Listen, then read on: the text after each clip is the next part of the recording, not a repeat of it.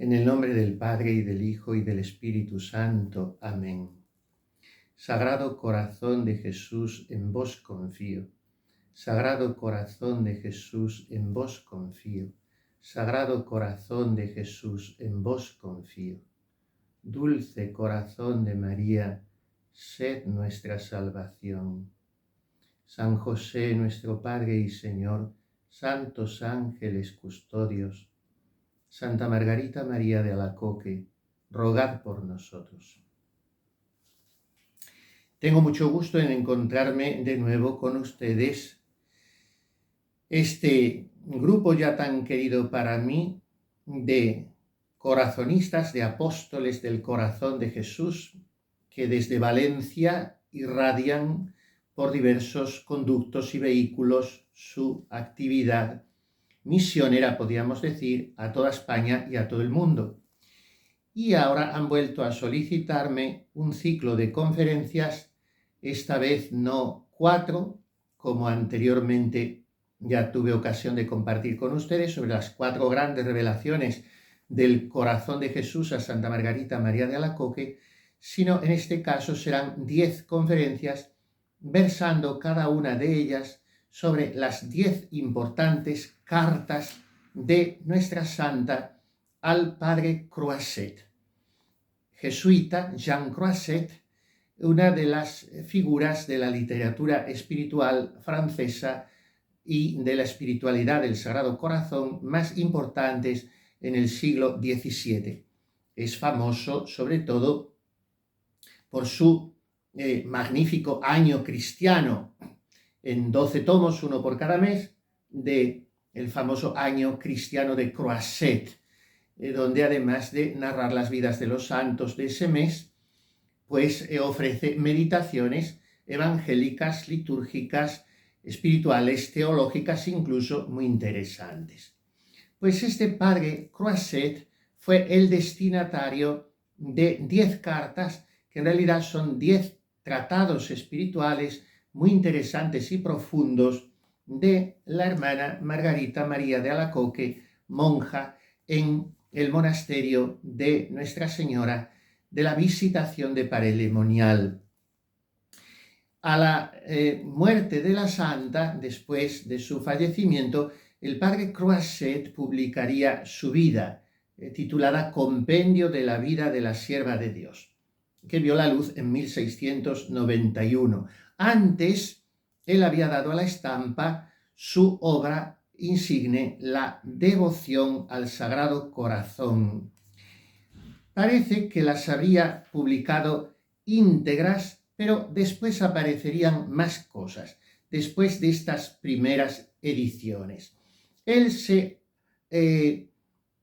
autopresenta como un padre de la Compañía de Jesús en quien ella tenía alguna confianza, lo cual ha hecho suponer durante bastante tiempo que se tratase de otro jesuita, el padre Rollin.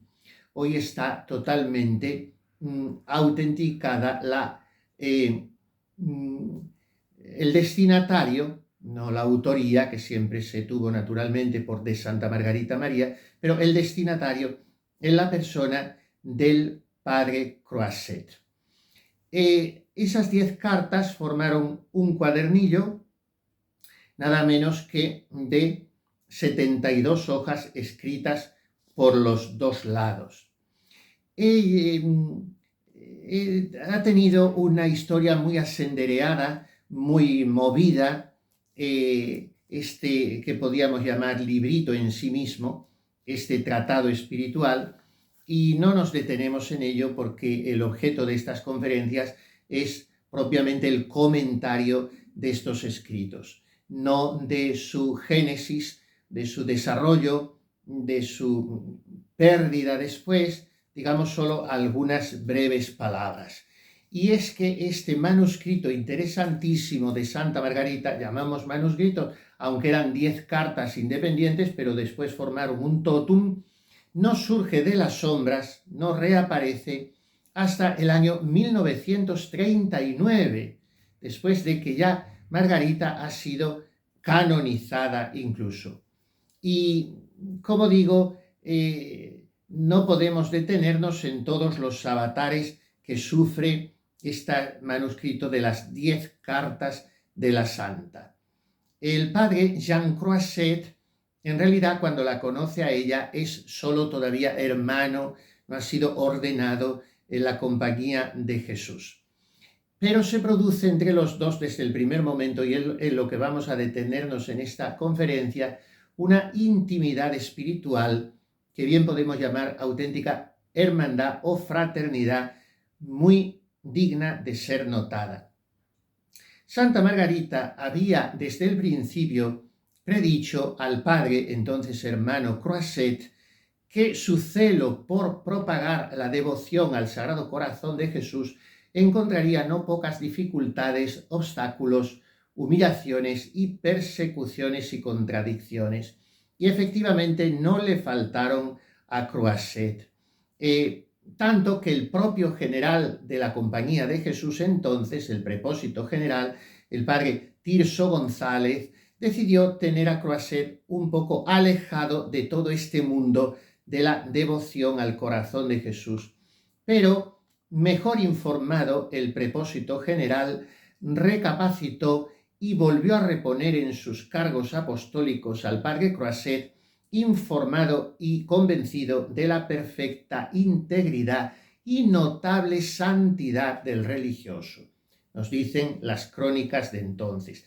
Tanto que Croiset llegaría a ser, naturalmente, con el absoluto beneplácito y satisfacción de sus superiores, del prepósito general de la entonces gloriosísima Compañía de Jesús, que llegará a su punto álgido numérico en la primera mitad del siglo XX, con más de 35.000 miembros. En el posconcilio se produce la debacle en esa orden religiosa como en casi todas, y actualmente no creo que sean ni la mitad. Pienso que estarán, no estoy en las últimas estadísticas, en unos 15.000 posiblemente, y con una media de edad naturalmente mucho más elevada. Pero a finales del siglo XVII, segunda mitad del XVII, cuando ya lleva un siglo de andadura la compañía, pues ya es numéricamente muy potente, ya tiene multitud de sujetos capacísimos, y por lo tanto emplear a uno en los cargos que vamos a ver significa tener de él una consideración muy alta. Todo esto lo anticipo para decir que Croiset llega a ser en la compañía rector, maestro de novicios y provincial, nada menos. Sin embargo, de lo cual, su libro tan importante sobre la devoción al corazón de Jesús, que así se llama, será puesto en el índice de libros prohibidos en 1704. Otro gran apóstol del corazón de Jesús, el famoso padre Galifet, dará la explicación de esta introducción del libro de Croiset sobre la devoción al corazón divino en una carta en 1726. Según Galifet, el miedo todavía persistente a la devoción al corazón de Jesús se debe a la prevención contra las novedades y a lo que se supone que son falta de formalidades teológicas o espirituales.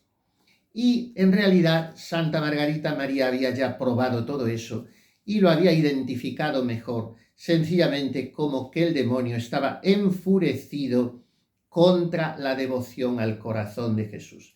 El hecho es que el libro del padre Galifet sobre esta devoción es incluido en el índice de libros prohibidos en 1704 y allí estará hasta 1888, casi 2 siglos, con la personalidad del padre Croiset, con su valía, con su excelentísimo año cristiano tan leído en todos los cabos de la cristiandad, y sin embargo su libro sobre el corazón de Jesús todavía hasta finales del siglo XIX queda incluido en el índice.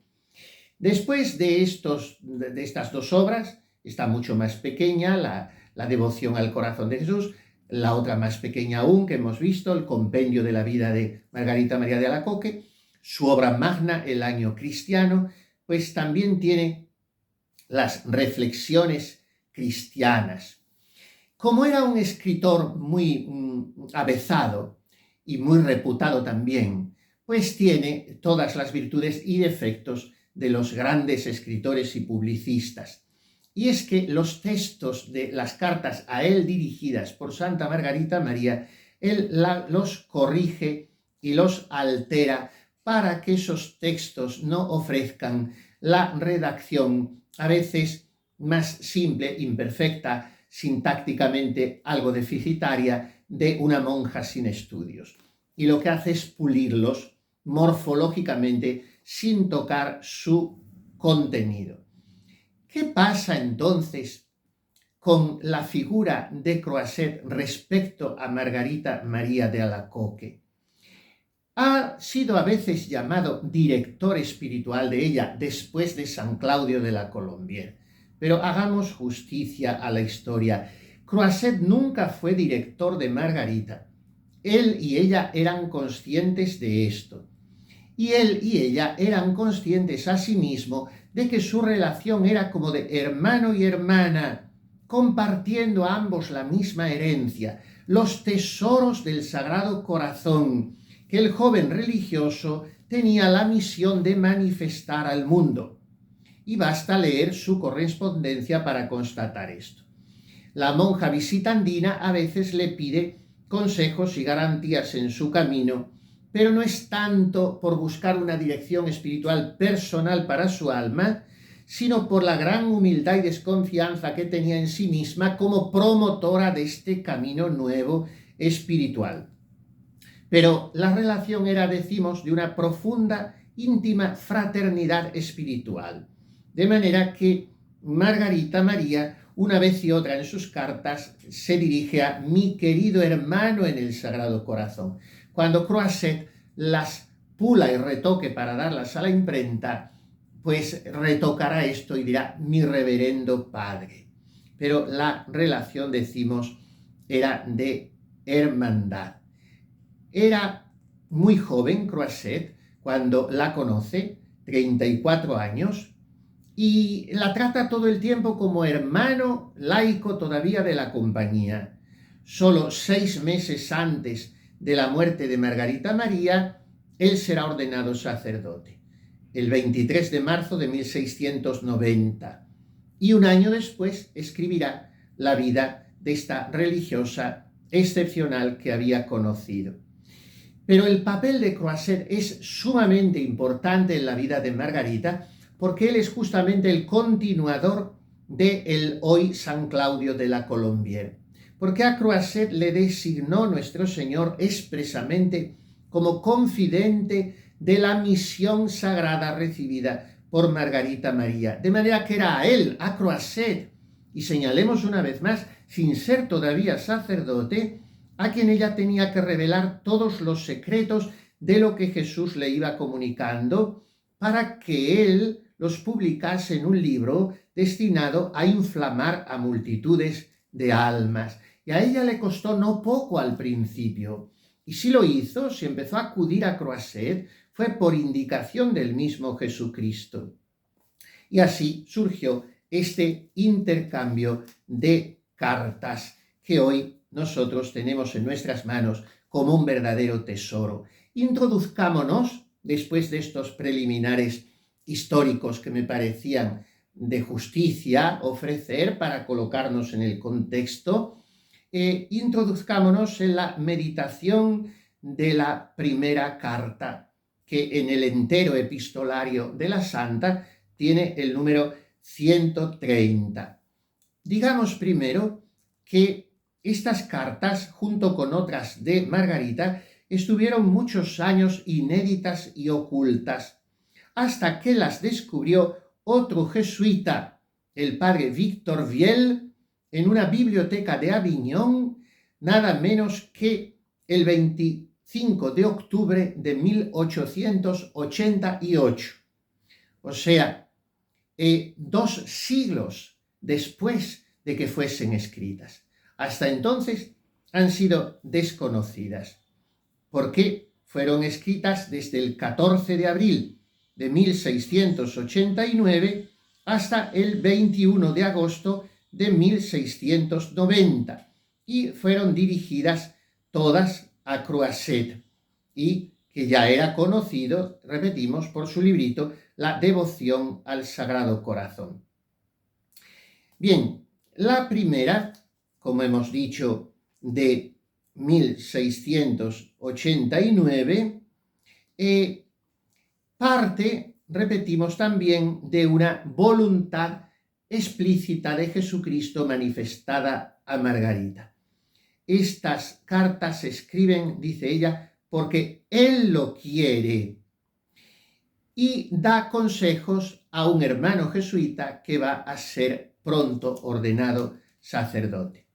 Mi reverendo padre, se hace él llamar, aunque todavía no lo era, bien que en algunos momentos en la compañía se daba el título de padre al que ya estaba a punto de serlo, pero no era todavía sacerdote.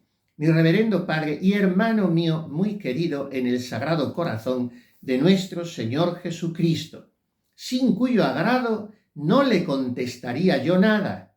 O sea, él le ha escrito primero a ella, ella le devuelve.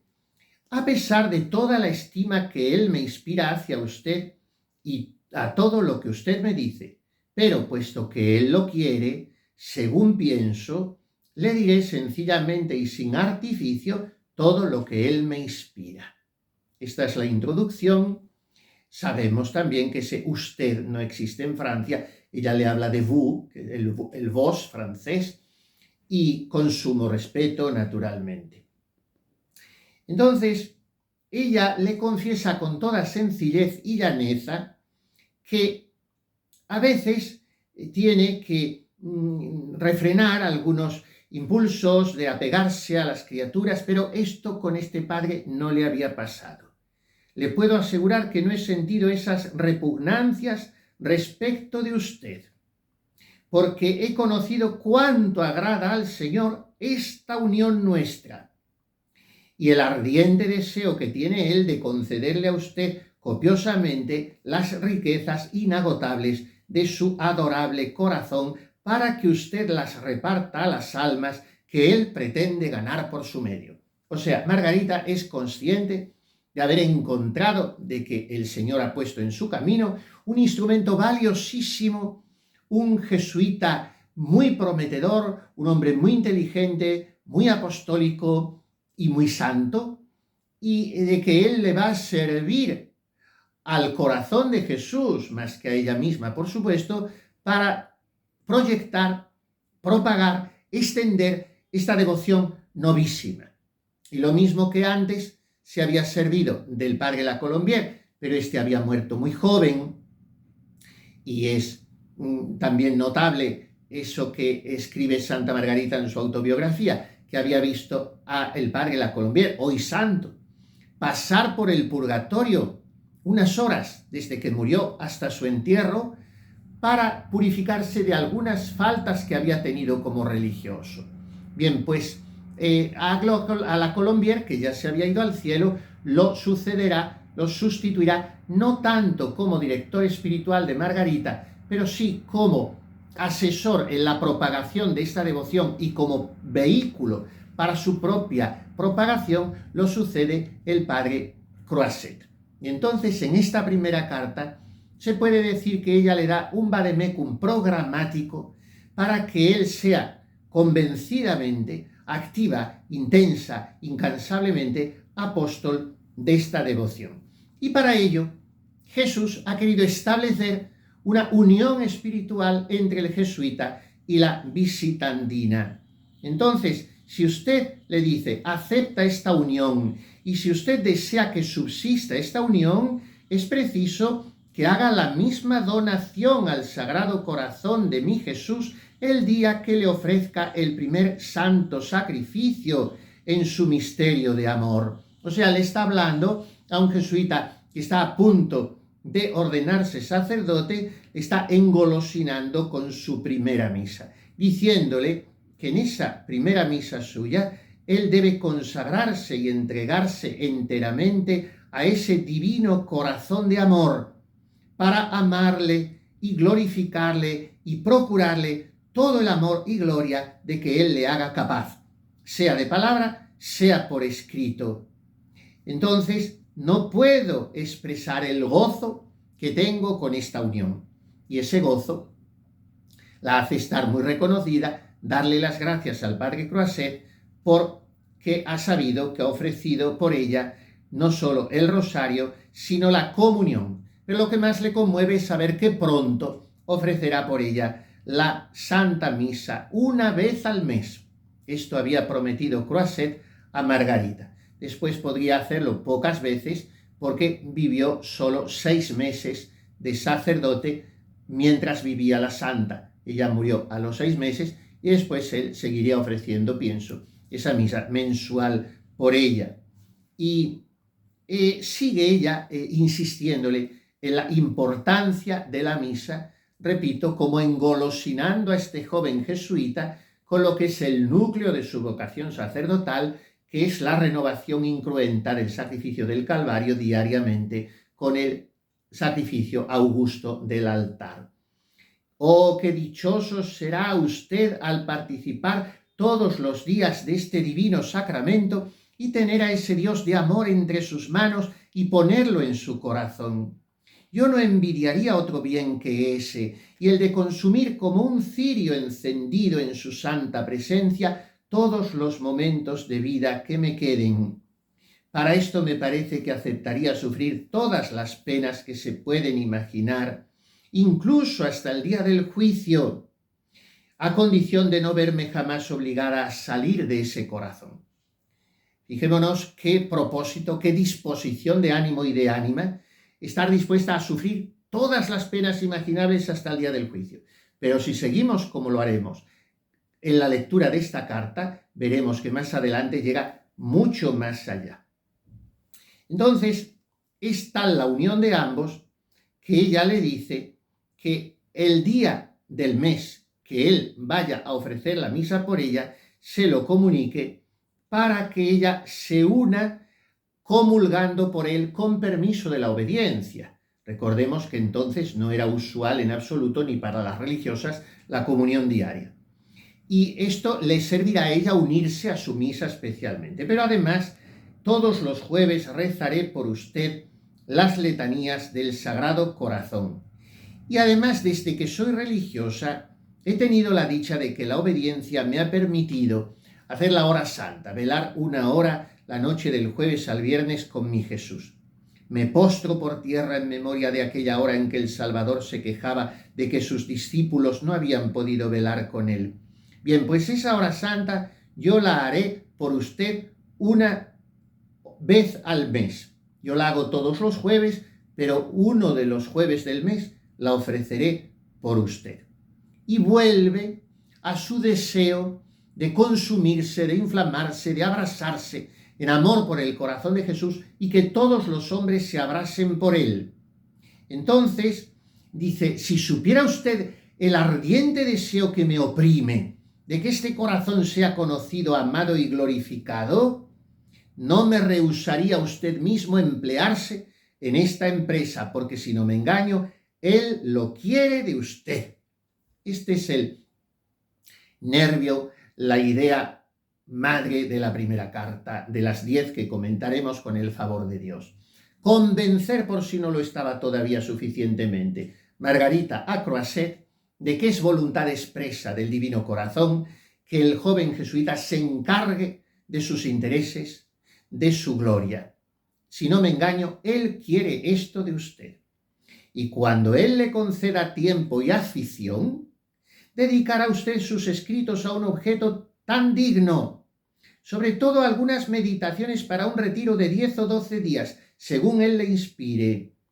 Este deseo de hacer que sea conocido y amado, y ahora volvemos a ese propósito que anticipamos antes. Antes había expresado que no le importaría estar sufriendo hasta el fin del mundo todas las penas imaginables para que el corazón de Jesús sea conocido y amado. Pues bien, ahora dice que lo que desea es entregarme de buena gana a todos los tormentos más crueles, incluso a los del infierno, a excepción de odiarle. Es una expresión atrevidísima que hemos podido leer en otros santos, no sin asombro, porque es una absoluta inexactitud teológica, pero que no puede ser una herejía porque la dicta el amor y el deseo de entregarse a Dios hasta donde se pueda pensar. Pero claro, es algo que repugna en sí mismo, porque en el infierno no se puede amar y no se puede más que maldecir a Dios. Por eso el infierno es el conjunto de todos los males sin mezcla de bien alguno. Así como el cielo es lo contrario, el conjunto de todos los bienes sin mezcla de mal alguno. Pero aquí Margarita llega a decir que quisiera entregarse de buena gana a todos los tormentos más crueles, incluso a los del infierno, a excepción de odiarle. O sea, es un infierno sui generis el que ella se pinta, pero es un infierno de su propio sufrimiento para que Jesús sea conocido y amado. Si yo pudiera hacerle reinar en las almas y establecer el imperio de su amor en todos los corazones. Pero para eso hace falta humildad. Y la última parte de la carta versa precisamente sobre esto. Y insiste ella en pedirle una vez y otra a Croisset que rece por ella para que no caiga en ese elemento de ruina de la vida espiritual que es el amor propio. Rece a este adorable corazón de Jesús, dice Margarita a Croisset, para que me sepulte yo en un eterno desprecio y olvido de todas las criaturas, y que me dé también el perfecto olvido de mí misma y la perfecta humildad de corazón. No soy nada, viene a decirle, no valgo nada, soy una pura miseria, pero me consuela que usted le amará por mí, porque yo no valgo nada, puesto que este maldito amor propio es el veneno que todo lo destruye. Sin embargo, de considerarse tan pobre y miserable y pecadora, ella confiesa que tiene 3 deseos tan ardientes que los miro como 3 tiranos que me hacen sufrir un continuo martirio. Habla de ellos en pasado, para decir que al presente está tan fría por la infidelidad que se encuentra en un estado de reprobación y de insensibilidad que le hace no querer ni desear nada, pero no es verdad, porque si no, no escribiría esta carta. ¿Cuáles son esos 3 deseos que Margarita significa aquí, como que eran en el pasado 3 tiranos de su corazón? Son los deseos de amar a Dios, de sufrir por Él y de morir en este santo amor.